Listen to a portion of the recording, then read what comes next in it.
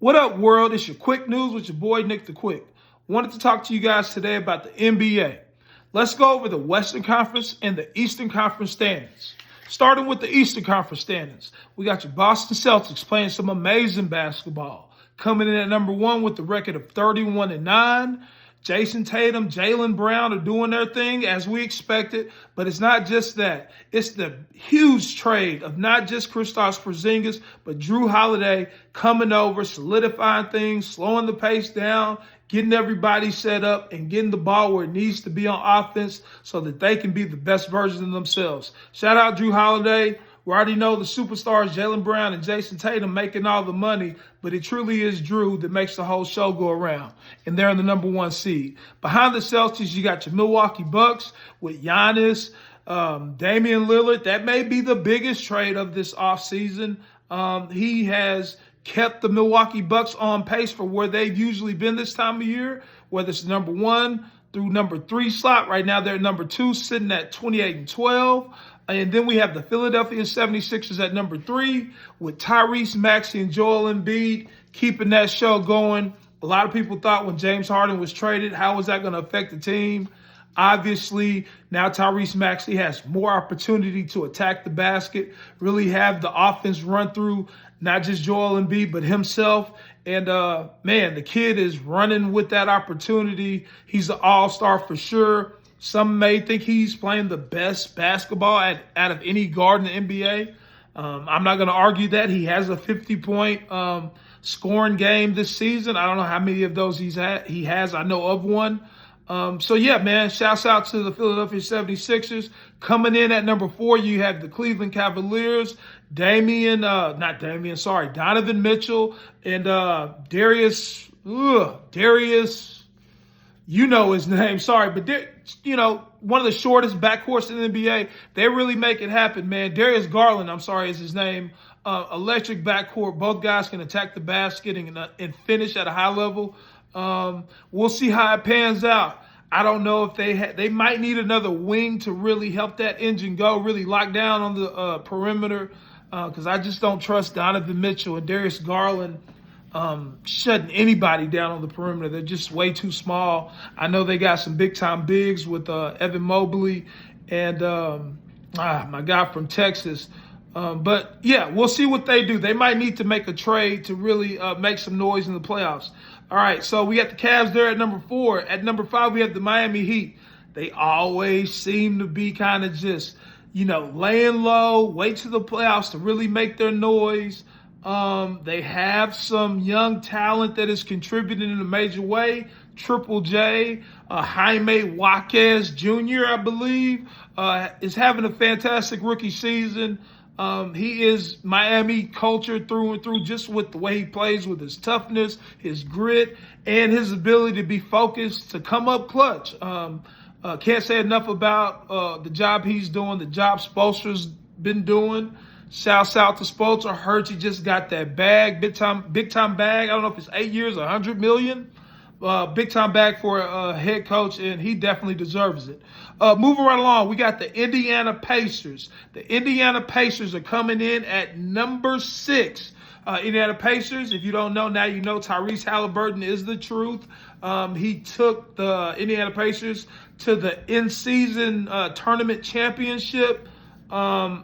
I don't have a lot of value in that, but I just know as far as playing those meaningful games, he definitely was making plays to help his team win. We'll see if he's able to do that continuously going forward, and more importantly, in the NBA playoffs when it starts. Indiana Pacers haven't had a lot of success in a long time, so we'll see what he's able to do. Coming in at number 7, we have the New York Knicks.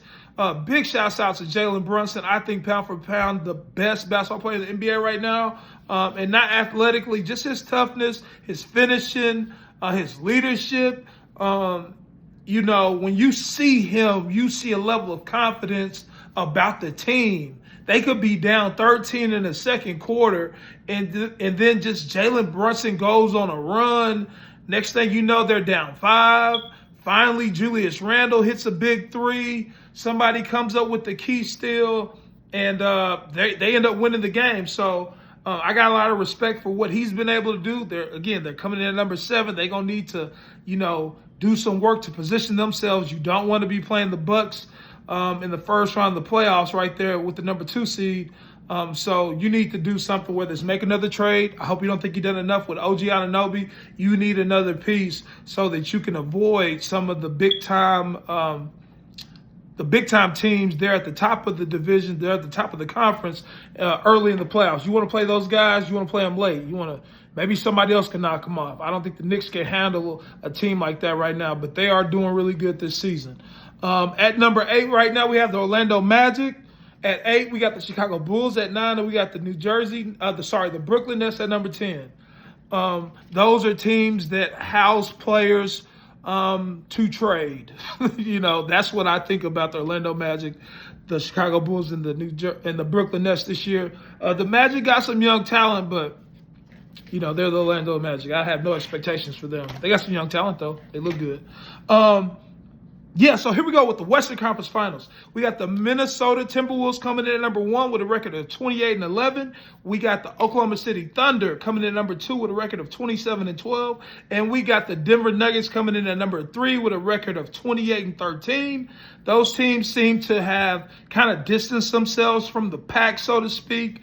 But the 2 of those 3 teams are the Timberwolves and the Thunder. Like, what? Did I hear that right? Yes, those teams are playing really well. Shai Gilgeous-Alexander is a big-time player. He was first-team All-Pro last year. Anthony Edwards is a superstar player. I don't know what his accolades were for last year, but he's been an up-and-coming player. Finally has his own shoe, and those shoes are hot fire, man. Get you a pair if you haven't already. Shouts out to those 2. But again, I don't know. Right now, their rise to the top of the West is more of an indictment on the Golden State Warriors, the Los Angeles Lakers. Who else we got in here? The Memphis Grizzlies.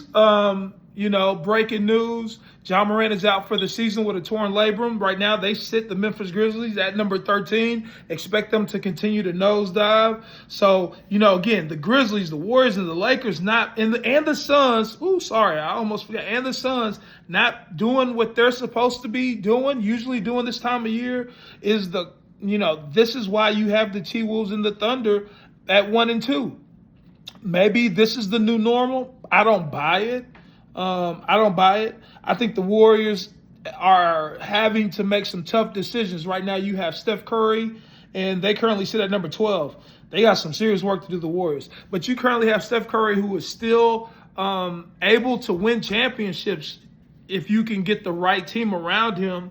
And I think Draymond, Clay, Andrew Wiggins, Jonathan Kuminga, those 4 guys, Emmanuel Moody, 5 guys, they not doing their part.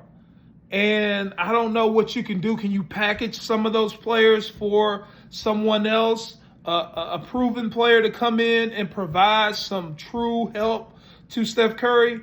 You got to do something. I don't believe they're just going to turn it on when Draymond comes back or he's already back and just start winning. I don't think that's going to happen. Those days are over. They won 4 championships with that. And I think you've exhausted that. So look for them to make a trade, a big-time trade. We'll see how it all plays out. I think they got some decisions to make with contracts. Because can you keep paying Wiggins? Should you keep paying Wiggins? Should you keep paying Clay and Draymond for the results you're getting on the court? I don't think you should. So I don't know who should go. Something needs to happen. Steph still has good ball in him. He's still able to play at a high enough level to win you championships, given you can put a good supporting cast around him. I think you got some pieces to be able to go out and do that too. So let's see what the Warriors do right there at number 12, so far back from even being relevant. But I think they are a team looking to make some things happen in the trade market. And a reason why you see the Timberwolves and the Thunder up there. So yeah, coming in at number 8, you have the Phoenix Suns. That was another team I said that's not really holding up their end of the bargain as far as you got these superstars, 3 superstar talents. You're at number 8, and you're in the playoff picture right now, but there's rumors of Kevin Durant not being satisfied and excited about what's going on. He's kind of that same James Harden cloth of, I'm not happy, let's move around. So we'll see what he wants to do. I don't know. I tell you this, I don't think the team as constructed is a championship team. Who's going to stop Jokic? Last year, they made some noise with the Nuggets. They gave them more of a series than I think anybody else did, still in a couple games from the Nuggets in the playoffs. But that was a different team. You had Ayton. I think now they're really wishing they didn't let Ayton go, especially since you let the coach go. The situation was that Ayton and the coach didn't get along. Move one of them, not both of them. I think Monty Williams was a good coach too, but maybe you move him and you keep Ayton. Not having him right now is, showing, glaring. KD's having to do everything. Shouts out KD. He might be in year 16 or 17, y'all. And he's been doing it for a long time at a high level. He might not be 16, 17, maybe 13, 14. But again, KD's been doing it at a high level for a long time. And they're coming in at number 8. The Lakers are at number 10. Big disappointment. LeBron needs some help. It's crazy because I've been saying AD is the piece that needs to go. He hadn't been holding up his end. Recently, as of late, he's been playing pretty good and they still been losing. But it's too late. Like, we need to see if we can trade AD for Kyrie straight up. As Laker fans, we not giving nothing else up. Maybe Austin Reeves, but I would hate to lose Austin Reeves because I feel like he could be a clutch piece, as LeBron and Kyrie are breaking down defenses. He's out there. He can knock down an open 3. He hasn't been as consistent this year, but I think in playoffs he can be, especially with so much attention drawn to those 2 superstars.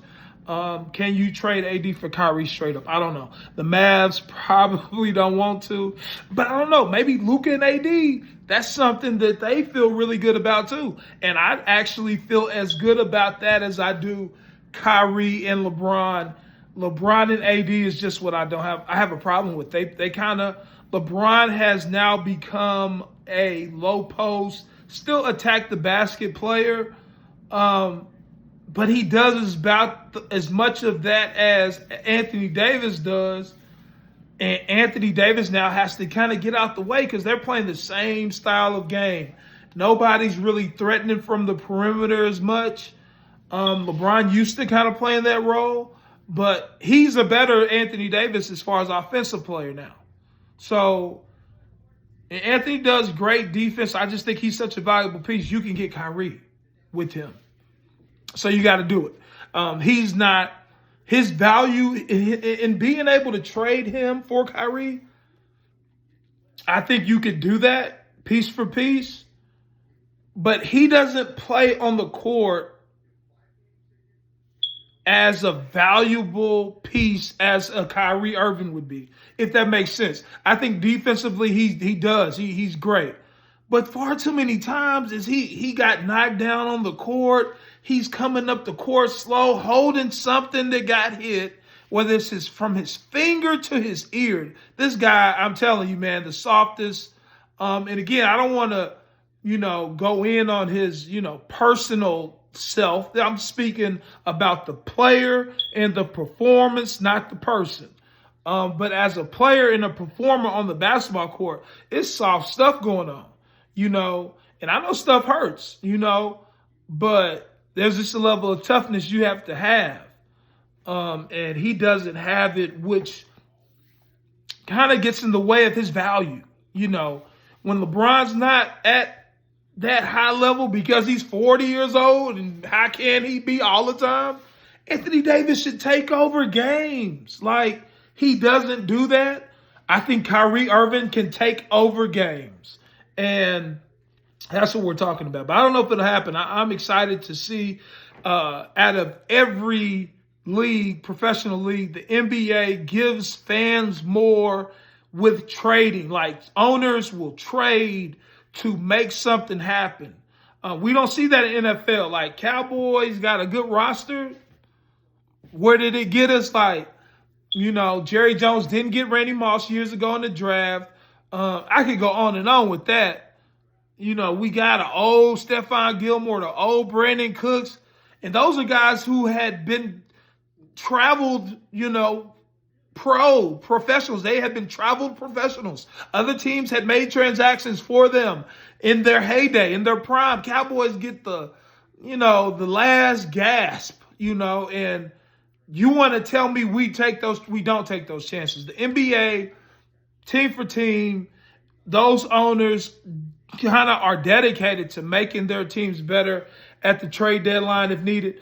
And maybe because it's a different game and I get it, one piece in basketball can mean so much more, but the right quarterback, you can't tell me the right quarterback can mean everything. Aaron Rodgers got hurt, but you got to do more, man, and I think economics in football needs to completely be revamped. Players aren't getting a big enough piece of the pie. And maybe that's why owners do things the way that they do. So we should look at that. But anyways, I'm going to get back on this NBA. Yeah, man. So that's my rundown. If you did miss the West, it's Wolves at 1, Thunder, Nuggets, Clippers, Kings, Mavs, Pelicans, Suns. That's the top 8 right there. And then you have the Jazz at 9. I expect them to fall out. Hopefully they're willing to be trade partners with maybe Golden State Warriors or Lakers. I think a Lauri Markkanen could work with Steph. I don't know what the Warriors would have to give up. I can't think of this shooting guard name on the Utah Jazz. Jordan Clarkson. He can come back to LA. We might not have to get Kyrie. Jordan Clarkson can come to LA. Maybe come off the bench and be a spark plug. You start Austin Reeves. Clarkson comes off the bench, runs the second team. We run an offense through him. Maybe it could be a pick and roll offense with him and AD getting a couple minutes with that second group. I don't know. I think you need just definitely another scorer. I think the Utah Jazz, although in a play-in spot, should be sellers, trying to get younger, trying to get draft picks and compensation to maybe make another splash in the future. But yeah, man, that's my rundown for the NBA. Stay tuned, like, subscribe, share. It's your Quick News with Nick the Quick. We taking off.